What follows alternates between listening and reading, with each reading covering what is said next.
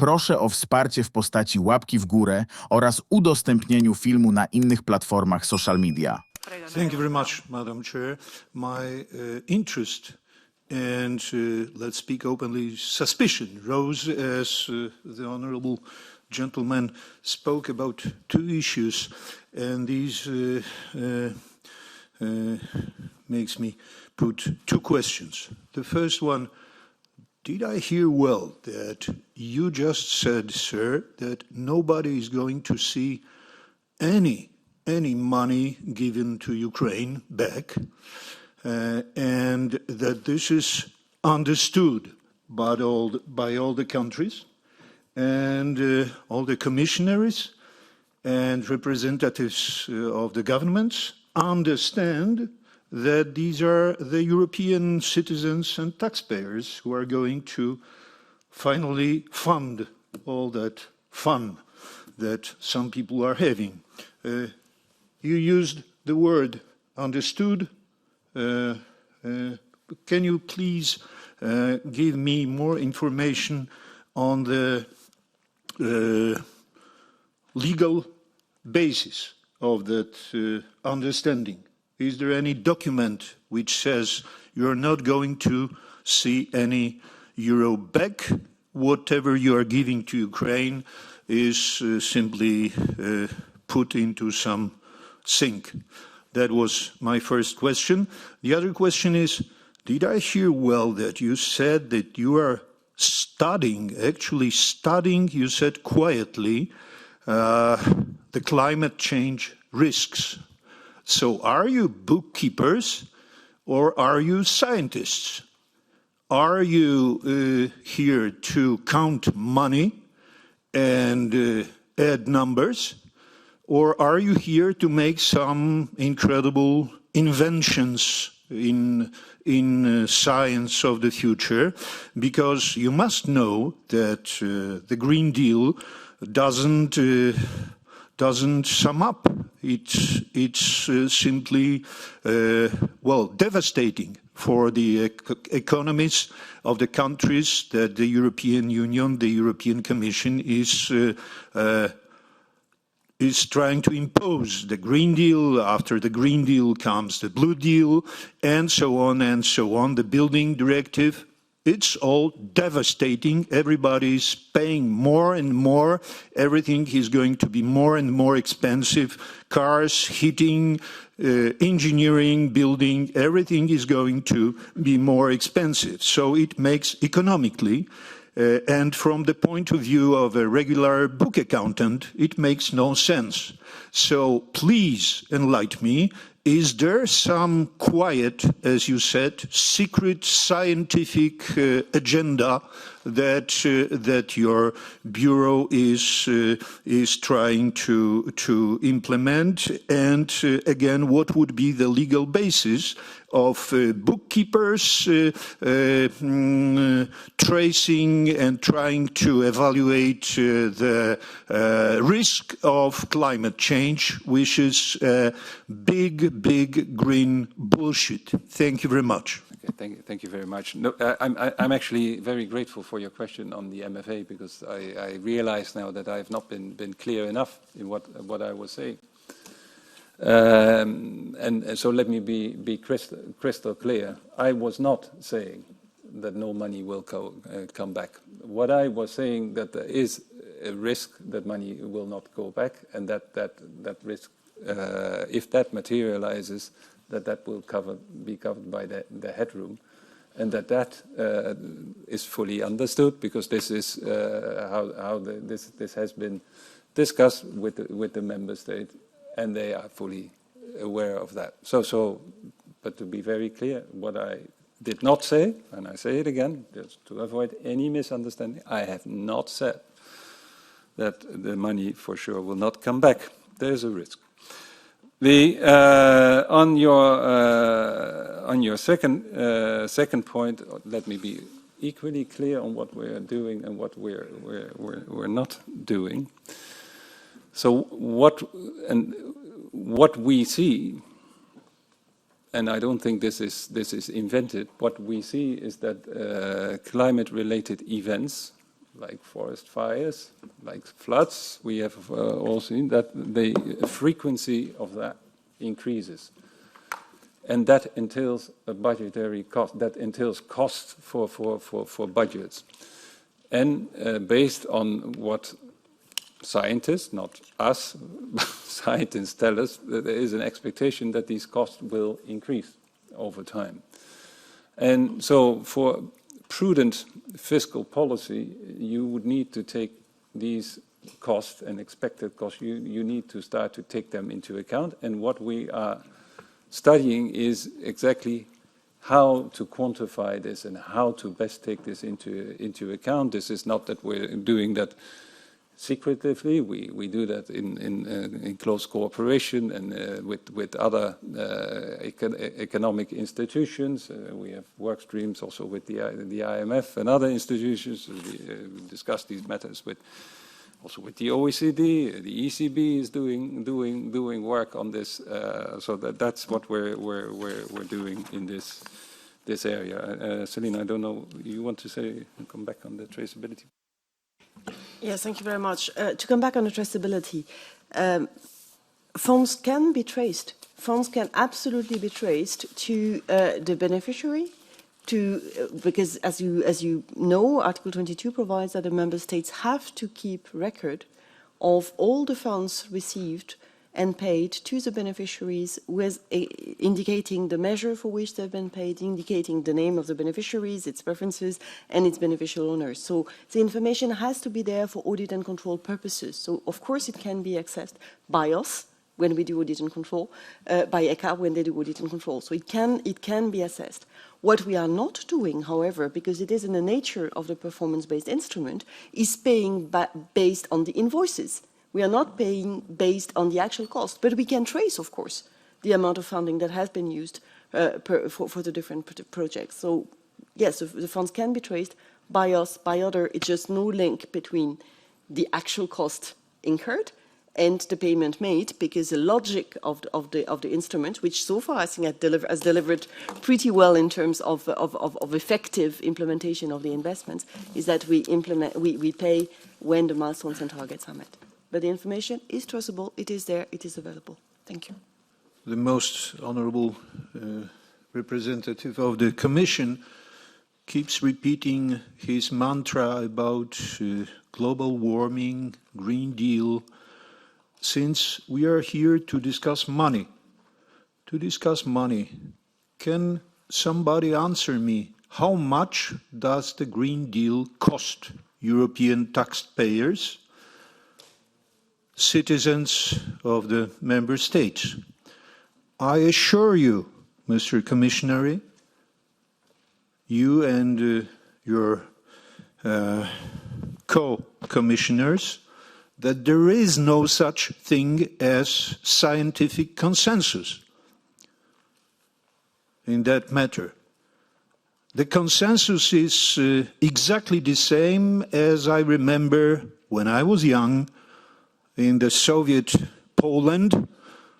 Everybody kept repeating the Marxism-Leninism mantra, and there were geniuses of the Soviet science like Lysenko, Michurin, and that was their scientific consensus, which was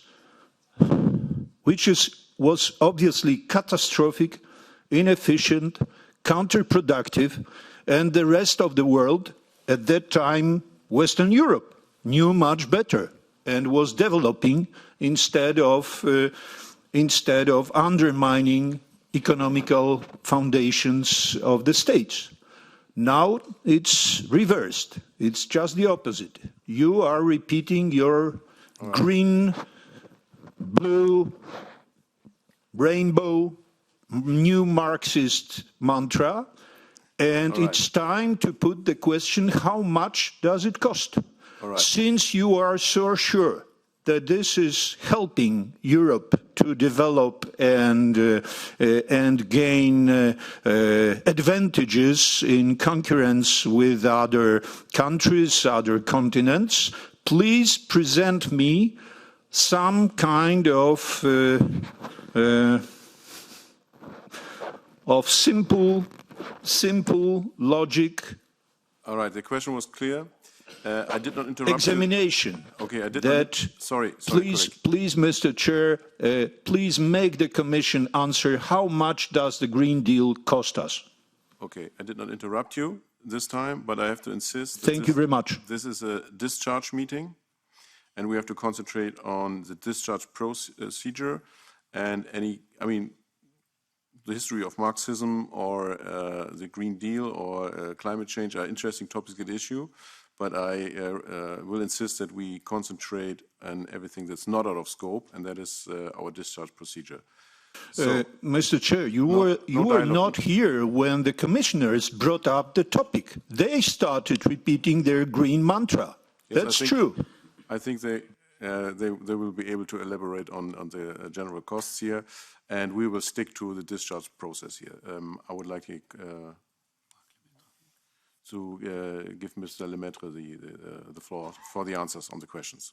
For the future, because we see the need, I was speaking about a specific council recommendation that has been adopted recently, we see the need to think together with the member states where to protect ourselves as member states fund most of the research in Europe. So we intend to set up a center of expertise on research security in order to help us all have the same level of understanding of the risks and where they come from, and to be able to act, hopefully, in a more coordinated way. Regarding barriers to startups and scale-ups, this is, thank you for raising that. It pleases me. This is one of the reasons why I referred to the mission letter of Commissioner-designate Zakharieva, in which it is, we are asked to develop a startup and scale-up strategy for Europe. And I think we can find a lot of inspiration in the findings of Professor Draghi, who very well described what kind of obstacles startups and scale-ups face today in Europe, which are not only of a financing type, so to find the necessary venture capital to help them grow, but it has also a lot to do to the fact that there are a lot of shortcomings in our single market, and that we need to tackle those. And of course, I think it will be much broader than that. We need to think about the required talent, because we are talking about cutting-edge technologies normally. So we need to also think about the availability of talent for these novel companies. So I'm really looking forward to that agenda for the future. On geographic distribution of Horizon Europe funding, as you probably know, under Horizon Europe, the envelope for so-called spreading excellence, also known as widening measures, has increased quite considerably compared to Horizon 2020. In Horizon 2020, it was around 800 million, and under Horizon Europe, around 3 billion. What are we seeing? We are seeing that there is a significant improvement in the participation rates of widening countries. In fact, by now, the financial flows, to focus indeed on that, the financial flows to widening countries is slightly higher than their share in the EU's GDP. So there is a net return, in fact, for those widening countries. But to me, it is not what is the most important. To me, what is the most important is that we see that there is a convergence with other member states on, for instance, the success rate of applications, meaning that the quality of applications coming from widening countries has considerably increased. The success rate is more or less the same by now, at close to 20% for both groups of member states. So I believe this is proof that widening measures are having impact, and as you know, we are enlarging the instruments that we are funding under this specific envelope in order to really try to provide the best support for success under the different parts of Horizon Europe, including the European Innovation Council. Finally, on climate change, let me just, for the benefit of the chair also, who I think wasn't in the room when I referred to it, give the context. I was referring to 40 years of research framework programs and of some highlights of the achievements. And I would repeat that research efforts in Europe have contributed to a very significant extent to the body of scientific evidence that has served the International Panel on Climate Change, which I think is worldwide a very consensual body, in order for it, the IPCC, to produce its reports over the years. So we have fed an international process, not an EU process, an international process, which has come to certain global conclusions for the entire world, not for Europe. Not true. Sorry? Not true. Well, what I would like to add to this is that certainly we will continue our efforts, because I believe we are seeing, and it also is reflected by the increased use we make of European instruments such as the European Solidarity Fund, we are seeing increasing weather-related natural catastrophes in Europe, in Poland, very recently, and I'm very sorry for that. So I believe that when we reflect on climate change, that indeed we should continue to be led by science, as much as science can teach us, not by ideology. And I also believe that we should not close our eyes on the emerging evidence. And the emerging evidence is that there are huge economic costs linked to what seems to be much more frequent extreme weather phenomena than before. This is, as a discharge meeting, it's not meant for the exchange of political views. I think both positions were clear here, and we should then also the next... But I was challenged personally and my country by the gentleman, Mr. Chair. Yeah, but let me answer. Yeah, you can. I think the right place to answer would be the Envy Committee, since I really would like to concentrate on the discharge, since we're the budgetary control meeting. If you have any issues related to... But you see that the gentleman keeps bringing up the green agenda. If you have any questions on budgetary... What, he's some rain whisperer? I will not interrupt you if you have any question left on budgetary control issues. For, certain heading, certain line, a question on how money is spent or so, then of course... So please, Mr. Chair, give the advice to the gentleman, to the commissioner, not to mix topics. I said it generally to everybody who might be concerned. So, can we go on with the defense and industry? Mr. Commissioner, you're dealing here with the most sophisticated tools that humanity has ever produced, and you have never seen an electric rocket, did you? While we see in America, Mr. Musk is successfully launching rockets and intercepting parts of the propulsion system back safely, Europe is messing with bottle caps. And you, sir, dealing with security, high-tech, science fiction already matters. You must see better than others. You must see the absurdity of the decarbonization, Green Deal, Blue Deal, building directive programs that are making Europe, making it impossible for Europeans to have comparable achievements.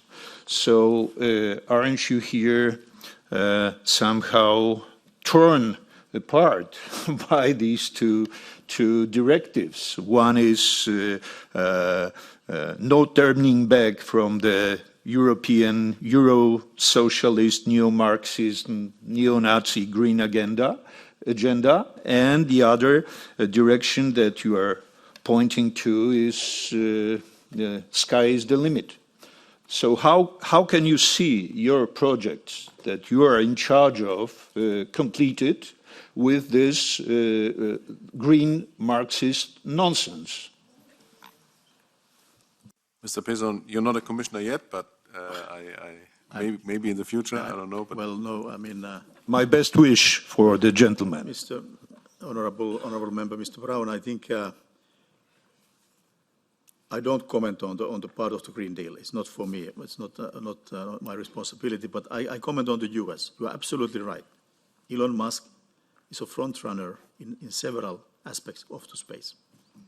He has been able to mobilize with his funds and with a strong support by the U.S. government, via NASA, via Pentagon, to promote world-class leading technologies.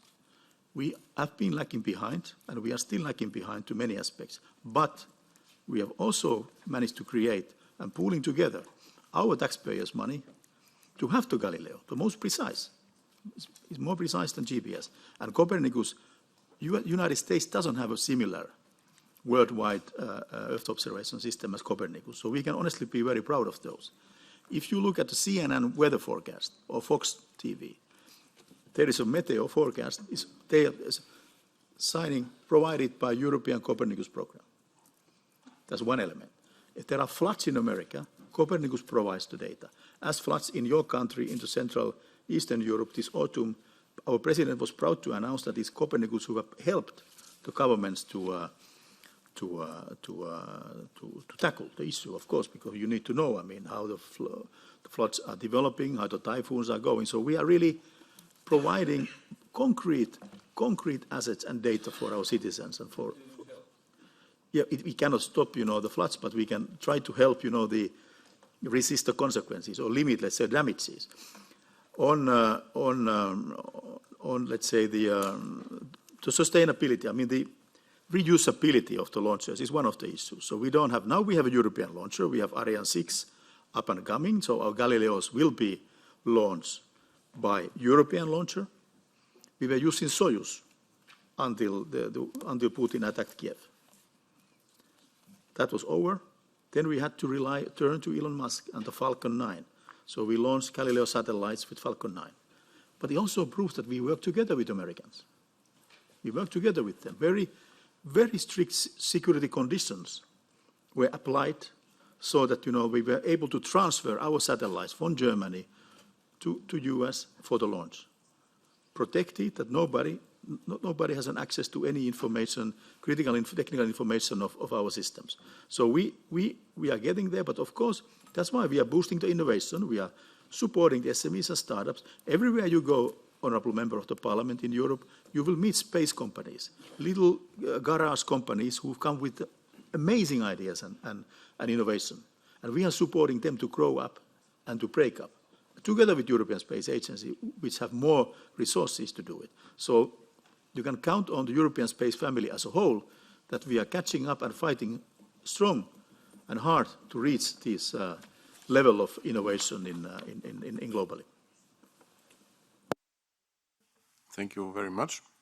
I think your work will be hopefully, personally I would say, in the middle on the focus of our attention in the future, because it's a central element of future EU policy. Both elements who are linked together, space and defense industry. Today we just focus on the budgetary control issues. Nevertheless, I hope that your work will get the attention that it deserves in the future.